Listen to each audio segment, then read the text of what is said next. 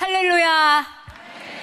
다니엘 기도회 10일차에 오신 우리 성도 여러분, 그리고 또 영상으로 참여하고 계시는 열방에 계신 성도 여러분, 주의 이름으로 진심으로 환영하고 축복합니다. 저는 하나님과 여러분의 영원한 쪼매난 이쁜이 김효진입니다.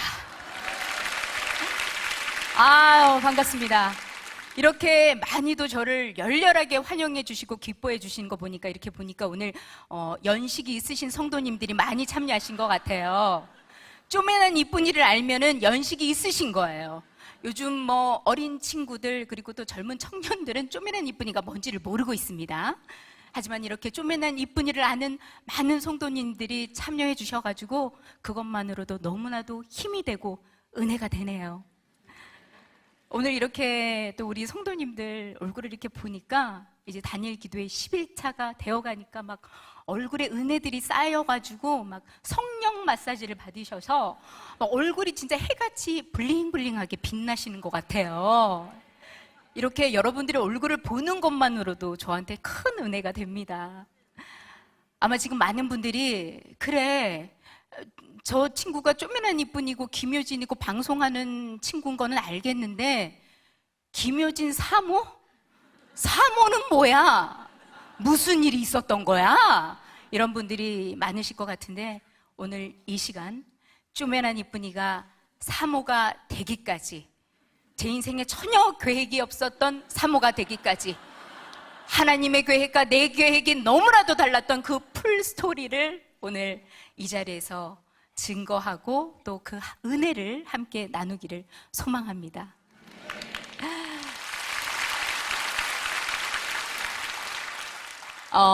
저의 또 신앙의 첫걸음이 어떻게 되는지 많이들 궁금해 하실 것 같아요. 저는 여러분들이 모르셨겠지만 명문가에서 태어났습니다. 모르셨죠? 명문가의 자제입니다. 제가 이렇게 봐도. 금수저를 입에 물고 태어났어요. 무슨 금수저냐? 믿음의 금수저. 믿음 4대째 크리스찬 집안에서 제가 모태신앙으로 태어납니다. 저희 이제 외가 쪽의 선조님께서 이 조선시대 때 해외에서 들어오신 선교사님을 통해서 예수를 영접하고 양반 자리를 포기하시면서까지 주님을 믿고 주님을 전하셨던 훌륭한 분이시고요. 저희 또 친가 쪽은 저희 아버지께서 믿음의 1세대가 돼서 가족, 그리고 또 일가 친척들, 부모 형제를 다 전도하신 신실하신 분입니다. 이렇게 양가가 다 크리스찬이다 보니까 집안에 목사님, 선교사님이 수두룩해요. 장로님은 명함도 못 내밉니다. 저희 집안의 분위기가 어떠냐면, 어느 정도 나이가 되면은 집사, 안수집사, 권사, 장로 이런 거 때 돼서 직분을 못 맡는다? 제가 저 믿음 생활 제대로 하고 있는 거야? 문제 있는 거 아니야? 이런 눈총을 받아야 되는, 저는 그 눈총이 너무 싫어서 중간과정 다 뛰어넘고 사모가 된 거예요. 그런 든든한 믿음의 배경 속에서 제가 자랐는데요.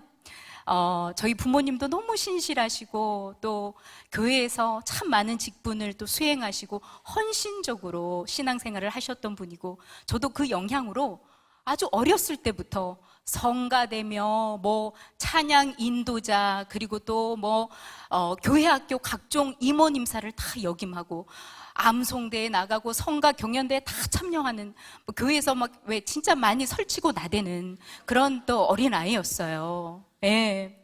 근데 정말 이 교회 학교에서 저는 제 꿈과 하나님이 주신 제 달란트도 발견하게 됩니다.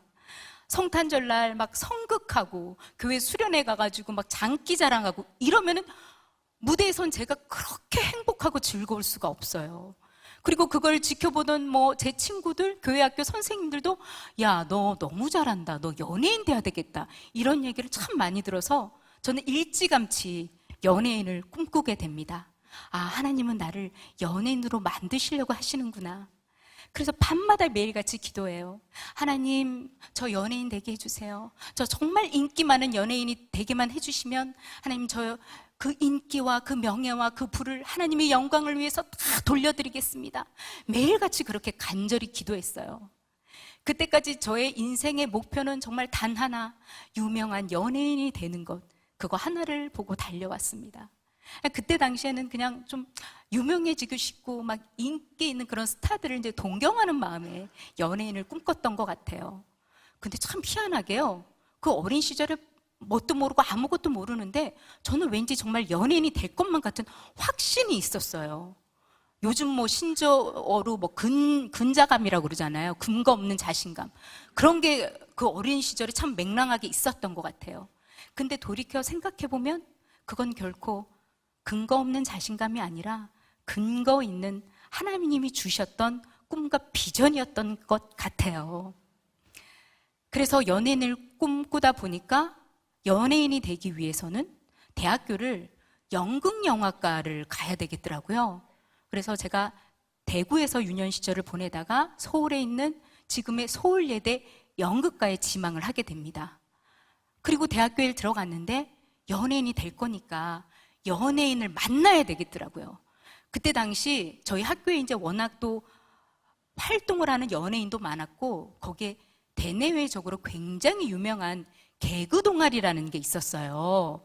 그 개그 동아리에 가면은 연예인들이 엄청 많대요. 지금도 활발하게 활동을 하고 있는 우리 신동엽 씨, 이영자 씨, 송은희 씨 이런 분들이 다 저희 개그 동아리 출신이셨어요. 그리고 제가 들어갔던 때에 또 개그 동아리 회장이 배우 안재욱 씨였었어요. 유명하죠? 빵빵하죠? 근데 그 개그 동아리가요, 너무 지원자가 많아가지고 동아리임에도 불구하고 시험을 보고 들어가야 된대요. 근데 여러분, 되게 아이러니하게도 제가 연예인을 꿈꿨잖아요. 근데 연예계도 각종 장르가 많잖아요.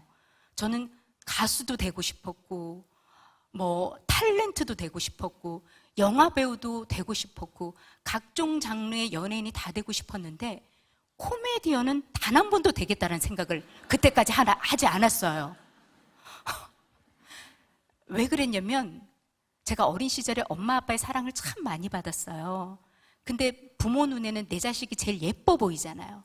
그래서 저희 부모가 막 옛날부터 아이고 우리 공주님, 우리 미스 코리아, 아이고 우리 이쁜이 그런 소리를 하도 많이 들어가가지고 아무래도 내 이미지나 비주얼은 코미디하고는 조금 멀지 않나? 이런 생각에 단 한 번도 코미디언을 꿈꾼 적이 없었어요. 근데 저는 단지 연예인을 만나기 위해서 개그 동아리를 들어가야만 했어요. 근데 시험을 본다니까 나는 코미디언이 될 것도 아니고 나는 뭐 무슨 그런 개인기나 뭐 준비해 간 것도 없는데 이거 분명히 100% 나는 떨어지겠구나. 그래도 거기 가면은 연예인 얼굴 구경은 한번 할 수 있겠지? 아무 생각 없이 시험을 봤어요. 근데 이게 웬일이에요? 심사위원 전원 만장일치 10점 만점을 받고 제가 1등으로 개그 동아리에 들어가게 돼요. 할렐루야. 먼 훗날에 그 심사를 보셨던 선배 중에 한 분이 송은이셨거든요. 송은이 씨가 이 얘기를 하더라고요. 나는 네가 들어오는 그 순간 10점 이렇게 적었대요. 저 얼굴은 무조건 개그우먼을 해야 될 상이다. 바로 직감이 오셨대요. 그렇게 제가 개그 동아리 활동을 하다가 그 해 MBC의 젊음의 다섯마당이라는 프로그램이 새로 생겼는데 그게 약간 신인 등용문 같은 프로그램이었어요. 거기에 PD님께서 어머 세상에 개그 동아리 전체를 캐스팅을 하셨어요. 아니 너네가 그 대학가에서 되게 참신한 개그를 한다고 하는데 코너를 하나 맡아봐라. 얼떨결에 MBC에 데뷔를 하게 된 거예요. 그리고 또 머지않아 그때 당시 MBC의 간판 프로그램인 오늘은 좋은 날 PD님의 제가 눈이 띄어서 저랑 함께 동아리 활동했던 우리 그 허리케인 블루로 인기 정말 많이 얻었던 네모 왕자 김진수 씨 이렇게 둘이서 전격 오늘은 좋은 날에 발탁이 돼가지고 저희가 활동을 하기 시작한 거예요. 그리고 그 해 저는 MBC 코미디언 여자 신인상을 수상하게 됩니다. 아니 정말 대간절 전혀 내가 그 계획에 없었던 코미디언으로 상까지 받게 되더라고요. 상까지 받게 되니까 아, 이거는 운명이구나. 그렇게 받아들이고 그래, 그럼 여기서 좀 더 좀 열심히 해보자. 또 그러던 차에 그때 당시에 정말 인기 많았던 프로그램이 테마 게임이라는 프로그램이 있어요. 기억하시면 연식이 있으신 겁니다. 예. 그 테마 게임이 코미디 드라마 타입의 그런 프로그램이었는데 막 시청률이 그때 당시 막 30%, 40%가 나오는 정말 인기 프로그램이었어요. 근데 이제 신인으로 활동하던 저를 제가 좀 연기를 곧잘한다 이렇게 지켜보셨던 PD님께서 테마 게임에 불러서 처음에는 신인이니까 아주 작은 역을 저한테 맡기셨어요. 그때 당시 테마 게임의 주인공이 이제 김국진 씨였는데 김국진 씨를 보고 제가 이렇게 지나가다가 어머, 뭐야, 이 사람 미쳤어, 왜 이래, 이러면서 지나가는 아줌마 역할이었어요. 근데 저는 어떻게 해서든지 요거를 진짜 이 한마디지만 너무 재밌게 좀 잘해가지고 우리 PD 눈도장에 딱 찍혀갖고 이 인기 프로그램에 계속 나오고 싶은 막 야망이 막 들끓는 거예요. 그래서 이거를 요 한마디를 어떻게 재미지게 할까 고심하고 있었던 차에 제가 그때 당시에 이제 그 서울에 있는 저희 사촌 이모 댁에서 하숙을 하고 있었어요.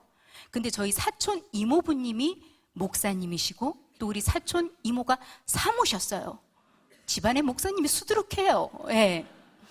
근데 이 사촌 이모님은 정말 그야말로 저하고는 다른 전형적인 우리 한국의 사모님상 너무 단아하시고 자애로우시고 은혜가 충만하시고 또 남편 목사님을 옆에서 조용히 잘 보필하시고 성도님들께 참 잘하시는 그런 사모님이셨는데 이 사모님에게도 단 하나 본인의 약점, 십자가가 하나 있었는데 그게 바로 사촌 언니였어요. 이모의 딸. 목회자 가정 이렇게 들여다보면은요, 그 부모님의 그 신앙을 잘 물려받아서 모범적으로 잘 사는 자제들도 많지만 이렇게 한 번씩 엇나가는 자녀들이 있는데 이 언니가 엇나가도 많이 엇나간 언니였어요. 집을 한 번 나가면 집에를 잘 들어오지를 않아요. 독립투사처럼 한 번씩 이렇게 들어와가지고 또 집안을 한 번 발칵 뒤집히는 그런 스타일이었거든요. 그 이모가 늘 그 언니 때문에 참 소가리를 하면서 기도하는 모습을 많이 지켜봤는데 어느 날 우리 이모님이 여느 때처럼 성도님과 은혜로운 전화 상담을 하고 계셨어요. 아유, 할렐루야, 성도님. 예, 하나님께서 우리 성도님 기도 다 들어주실 겁니다. 저도 기도할게요. 예, 할렐루야. 그리고 통화를 하고 있는데 밖에 이제 도어락에서 띠디디디디 초코덕 출타하셨던 우리 사촌 언니가 오랜만에 귀가를 하신 거예요. 그 소리를 듣자마자 그 자애로우시던 우리 이모님이 네, 그리고 전화를 끊자마자 다다다다다다 현관으로 가가지고 그 언니의 멱살을 잡더니 이까 신하가 이게 미친나 뭐 이런 게 다 있노 이거? 이게 지금 의대를 싸돌아다니다가 이제 기도를 하나? 아이고 아버지요, 아이고 아버지, 막 난리가 난 거예요. 저는 우리 이모의 그런 모습을 정말 처음 봐가지고 막 충격을 금할 길이 없는 거예요. 그러면서 속으로 우리 이모가 얼마나 저렇게 속이 상했으면 저렇게 분노를 금할 길이 없어서 저랬을까. 근데 불현듯 그 생각이 나면서 그래, 옳다구나. 이모의 이 아픔을 내가 연기로 녹여보겠다. 그래, 이거다. 그래서 제가 현장에 가서 이 사람 미쳤어, 왜 이래 하고 지나가는 거를 우리 이모가 돼가지고 이게 미친다 뭐 이런 게 다 있노? 어이? 이러고 딱 지나갔는데 현장에서 그냥 빵빵 터지는 거예요. 막. 그 PD님께서 야, 너무 재밌다, 너 다음 주에도 나와라. 그러면서 저는 얼떨결에 매주 테마 게임에 뽀글가발을 늘 쓰고 갑자기 불현듯 나와서 이게 미친다 뭐 이런 게 다 있노? 어이? 이 한마디 하고 호련히 퇴장하는, 그거를 매회 제가 하는 거예요. 근데 그러면서 많은 분들이 저를 알아봐 주시고 저를 주목하기 시작하시는 거예요. 우와. 그러면서 또 얼마 되지 않아 오늘은 좋은 날에 조혜련 씨와 서경석 씨가 하던 모자 코미디 울엄마에 PD님께서 여기서 이게 그 서경석, 경석의 여자친구를 한번 투입해보자. 그러면서 저를 또 전격 투입시키는 거예요. 그게 바로 쪼매난 이쁜이었던 거예요. 근데 그날 첫 녹화 때 서경석 씨와 저를 그 PD님께서 부르시더니 내가 음악을 하나 틀어줄 건데 거기에 맞춰가지고 눈을 좀 깜짝깜짝 거려봐라 그러시는 거예요. 그 음악이 바로 따라라 따다다다다 따다다다다 경서가 따라라 따다다다다 따다다다다. 이게 그냥 첫 방부터 그냥 대박이다면서 방송 첫 회 나가고 났는데 애들이 눈을 다 깜빡이고 막 난리가 난 거예요. 그러면서 막 쪼매난 이쁜이, 전혀 안 이쁜 애가 나와가지고 막 이쁜 척을 하는 그 쪼매난 이쁜이가 너무 귀엽고 사랑스럽다고 하면서 그야말로 쪼매난 이쁜이 신드롬이 일어나기 시작하는 거예요.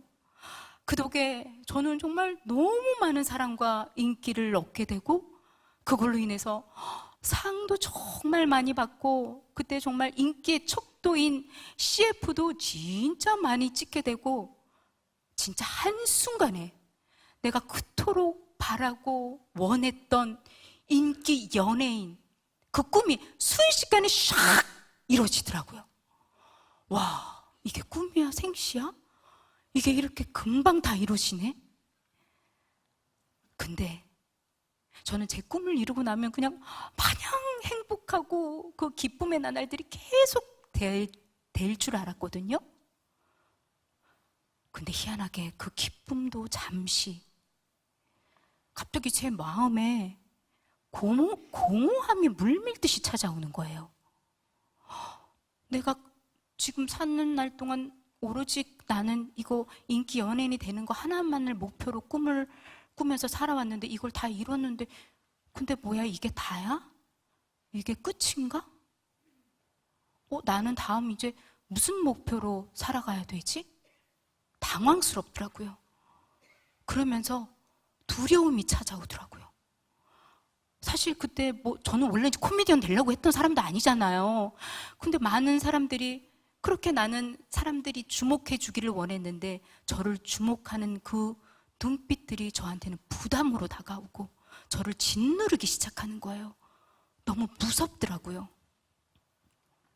나는 아무것도 할 줄 모르는데. 그리고 그때 당시만 해도 이 연예계가 매니지먼트 시스템으로 이렇게 케어받는 그런 시스템이 아니었어요. 고작 22살, 23살인 제가 방송사에 제 아버지보다도 나이 많으신 50대의 국장님, 사장님, 본부장님과 협상 테이블에 앉아서 출연료 교섭을 하고 출연 프로그램을 교섭을 했었어야 됐어요. 이게 너무 버거운 거예요. 제가 세상을 알면 얼마나 알고 또 인생의 내공이 있으면 얼마나 있겠습니까? 너무 어려운 거예요. 이러면서 제 마음은 조금씩 병들어가기 시작했던 것 같아요. 그때부터. 그런 마음 상태로 일을 하니까 일할 때도 제가 점점 예민해지고 날카로워지고 그러면서 일도 점차 슬럼프로 접어들기 시작하더라고요. 그러자 마음에 우울감까지 찾아오더라고요. 정말 내 이 고민과 이 힘듦을 어디 나눌 데가 없었어요. 그리고 도움을 청할 줄도 몰랐어요. 너무 어리고 미성숙했으니까. 그래서 제가 결국에는 술에 의지를 하게 됩니다. 술을 가까이 하게 돼요. 술을 마시면 그 순간에는 이런 스트레스, 이런 힘든 거 잊혀지니까. 그렇게라도 잠시라도 잊고 싶어서. 근데 술을 마시고 나면 그게 어디 해결되나요? 속만 부대끼고 너무 힘들고 더 공허하고 더 큰 두려움이 몰려오더라고요. 아시는 분들은 다 아시잖아요. 모르는 척하고 계시지만. 그러면서 급기야 제가 사는 게 너무 허무하다. 인간은 이렇게 살다가 죽는 건가? 그러면 뭐하러 계속 살아야 되지? 이런 생각에까지 이르게 되더라고요. 그러니까 제 자신이 갑자기 너무 무서운 거예요. 나는 단 한 번도 이런 생각 해본 적 없는데 뭔가 정말 위기구나. 내가 여기서 조금만 더 가면 정말 위험해질 수 있겠구나. 그런 마음이 들면서 도대체 내 인생에 뭐가 문제지? 내가 왜 이렇게 됐지? 나는 예전에 정말 너무 행복하고 즐겁게 잘 살았던 것 같은데 그렇게 바라고 원했던 인기 연예인이 되고부터 내 마음이 왜 이렇게 병들어가고 힘들어갔지? 생각해 보니까 제 마음속에 하나님이 안 계시더라고요. 하나님을 멀리 떨어져서 제가 살고 있더라고요. 그렇게 모태 신앙인으로 그렇게 교회에서 많은 직분을 또 제가 감당하면서 살아왔는데 어느 순간 저는 정말 예전에 줄 성수를 빠뜨리는 건 제 인생에 절대 있을 수 없는 일이라고 생각하고 살았거든요. 근데 연예계 생활을 하다 보니까 연예계 생활 뭐 밤낮 없고 뭐 휴일이고 쉬는 날 없이 하는 그 시스템에 제가 신인인 제가 저 교회 가야 되기 때문에 저기 녹화 못해요 이렇게 얘기를 할 수 없으니까 정말 처음 한두 번 교회 빠지는 게 너무 두렵고 이러면 안 되는데 이런 생각이 들었는데 그 한두 번이 세네 번이 되고 그게 10번이 되고 그게 결국 수년간 교회도 가지 않고 하나님도 생각하지 않는 저를 그때서야 발견하게 되더라고요. 바로 그 자리를 박차고 저는 교회로 달려갔습니다. 많은 간증자분들이 이런 간증 많이 하시는데 진짜 교회 십자가를 보자마자 교회 건물을 보자마자 눈물이 억수같이 흐르는 거예요. 정말 그때까지 단 한 번도 흘려보지 못한 설명할 수 없는 눈물이 막 쏟아지면서 제 입에서 하나님 잘못했어요. 하나님 용서해 주세요. 하나님 저 죄인이에요. 잘못했어요. 저는 여러분 그때까지 제가 죄인인 줄을 몰랐어요. 생각해 보세요. 저는 모태신앙으로 태어나면서부터 하나님을 믿었고 그리고 주일 성수 열심히 했고 헌금 한 번 빠뜨리지 않았고 교회에서 많은 헌신도 했고 교회에 왜 수련회 가면은 뭐 캠프파이어에서 종이 하나씩 나눠주면서 자기의 죄를 쭉 쓰십시오. 그리고 쓰고 난 다음에 이 불구덩이에 이 죄를 다 던져버리고 오늘 우리는 회개하고 새롭게 거듭납시다. 이런 거를 하면은 저는 너무 난감한 거예요. 나는 죄가 없는데 뭔 죄를 쓰라는 거야. 그래서 막 옆에 친구 거 막 이렇게 컨닝하면서 막 적고 막 그랬었거든요. 죄인인 줄 몰랐거든요. 근데 그때 내가 죄인입니다. 하나님 저 정말 죄인입니다. 그 소리가 절로 나오게 하시더라고요. 내가 죄인인 걸 내가 깨닫고 그걸 고백하는 순간 하나님의 은혜가 밀려오기 시작하는 거예요. 눈물이 그렇게 나고 정말 그토록 오랫동안 또 모태신앙으로 예배를 드렸지만 진짜 어찌 보면 제 생에 처음 예배다운 첫 예배, 눈물의 회개의 예배를 드리고 저는 그날 인격적으로 하나님을 만나게 됩니다. 그 길로 저는 성경을 봐야 되겠다. 내가 왜 성경책을 볼 생각을 안 했지? 정말 부끄럽게도 저는 그때까지 성경책을 볼 생각을 안 했어요. 그냥 교회 목사님 설교 말씀하실 때 본문 말씀 그때나 한번 이렇게 펴고 그리고 가위 눌리고 무서운 꿈꾸면 그냥 이렇게 한 번씩 끌어안는 그 용도로 성경책을 제가 그때까지 사용했지 단 한 번도 이거를 펼쳐가지고 읽어야겠다라는 생각을 못하고 살았던 거예요. 아니 진짜 아니 여기에 하나님의 말씀과 예수님의 말씀이 있는데 내가 왜 이거를 볼 생각을 못했지?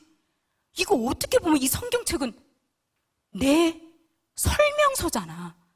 내 사용 설명서잖아. 이거 어떻게 살라고 하나님이 다 적어놓고 뭘 주의하라고 다 적어놓은 이 내 설명서를 왜 읽을 생각을 안 했지? 핸드폰 하나 사면은 그거 기능 어떤 기능이 있고 이거 어떻게 하면은 주의해가지고 오랫동안 쓰나 막 그거는 그렇게 꼼꼼히 읽으면서 내 사용 설명서를 왜 읽을 생각을 안 했지? 그리고 그때부터 성경책을 펼쳐서 성경책을 읽기 시작하는데 어머 너무 재밌는 거예요. 너무 신기한 거예요. 성경에 이런 얘기가 있네? 야 옛날에도 이런 인간이 있었네? 야 김수찬 기자가 주의 말씀이 꿀송이처럼 달다고 하는 그 말이 이해가 되는 거예요. 순식간에 성경 일독을 제가 제 인생 처음으로 그때 하게 됩니다. 성경을 한번 쫙 읽고 났더니 정말 제가 잘못 살고 있었더라고요. 뭐냐? 그 전까지 저는 우리 하나님은 내가 계획하고 내가 뭔가 목표를 세우면 우리 하나님은 그거를 들어주시는 분이라고 생각했어요. 마치 알라딘 요술램프의 지니처럼 내가 목표를 정하고 내가 뭔가를 계획하면 그걸 들어주시는 분, 나의 도구, 그렇게 하나님을 생각하고 있었는데 성경을 읽고 나니까 이거 완전 뒤바뀐 거예요. 하나님께서 내 인생의 주인이시고 하나님께서 나를 향한 계획이 있으시고 나는 그 계획대로 순종하고 따르면 되는 주의 도구이구나. 근데 그걸 깨닫고 나니까 얼마나 마음이 후련한지요. 저는 그때까지만 해도 제 인생을 내가 계획하고 내가 책임지고 살아가야 된다라는 그 짓눌림이 엄청 컸었어요. 그래서 사회생활도 힘들고 어려웠던 거예요. 내가 책임져야 할 일, 내가 책임져야 될 사람들이 참 많았는데 그게 너무 힘들었거든요. 근데 하나님께서 나를 책임져 주신대요. 나에 대한 계획이 있으시대요. 그걸 알게 된 순간 수고하고 무거운 짐진 자들아 다 내게로 오라. 내가 너희를 쉬게 하리라. 그 말씀이 제 말씀이 되더라고요. 그러면서 마음에 평안함과 안식이 찾아오더라고요. 그렇게 하나님과 친밀하고 가까워지기 시작하니까 술을 끊어야겠더라고요. 성경을 읽으면 읽을수록 술은 끊어야겠더라고요. 모태신앙인이니까 술을 끊어야 된다는 건 진작에 알고 있었는데 근데 이게 확 또 결단이 안 생겨. 그래도 이게 또 좀 사회생활을 하는데 이게 또 술자리를 좀 갖고 이게 폭넓은 인간관계도 또 하고 그래야 되고 또 술 좀 취하고 그러면 알탈탈하는 게 그게 또 좀 재밌기도 하고 아시잖아요. 그래서 제가 하나님께 솔직히 고백했어요. 하나님 말씀을 읽으니까 술을 끊어야 되는 건 알겠어요. 근데 하나님 솔직히 저 자신이 없어요. 아직까지 저는 연약하고 한 번씩 이렇게 좀 술이 땡길 때도 있어요. 하나님 또 이 바닥 아시잖아요. 술자리가 많은데 이걸 어떻게 제가 안 나가고 그럴 수가 있나요? 하나님 근데 이 술이 진짜 하나님과 제 사이에 어떤 걸림돌이 되면 하나님께서 하나님의 힘으로 저 끊게 해주세요. 이렇게 솔직하게 기도를 했어요. 그랬는데 정말 놀랍게도 다음에 술자리를 갔는데 어머 세상에 난 술 마시지도 않았는데 술 마신 그 다음날에 막 속이 뒤틀리고 속쓰림 증상이 막 느껴지기 시작하고 정말 늘 자주 가던 단골 술집이었는데 그 술집 의자에 이전에는 맡아보지 못한 그 술집 의자에 막 찌들어 있던 그 막 고약한 술 쩐내 그리고 사람들이 해놓은 그 토사물의 냄새가 막 역하게 느껴지기 시작하는 거예요. 도저히 한순간도 거기 있지를 못하겠는 거예요. 그 자리를 박차고 나오면서 저는 그 길로 술을 끊게 됐습니다. 정말 너무 놀랍더라고요. 근데 저는 술을 끊게 한 것도 너무 놀라운데 하나님께서 내 기도를 들으시고 이렇게 반응해 주시는구나. 진짜 이렇게 응답해 주시네? 이게 너무 놀라운 거예요. 너무 신기한 거예요. 그리고 하나님이 너무 좋은 거예요. 그러면서 또 성경을 읽다 보니까 은사를 사모하는 마음을 또 주시더라고요. 저는 사실 그 이전까지 교회에서 목사님께서 오늘도 막 했지만 뭐 주여 삼창하시고 통성기도 합시다 이러면 그 통성기도도 너무 싫었고 통성기도 시작하면 갑자기 옆에서 막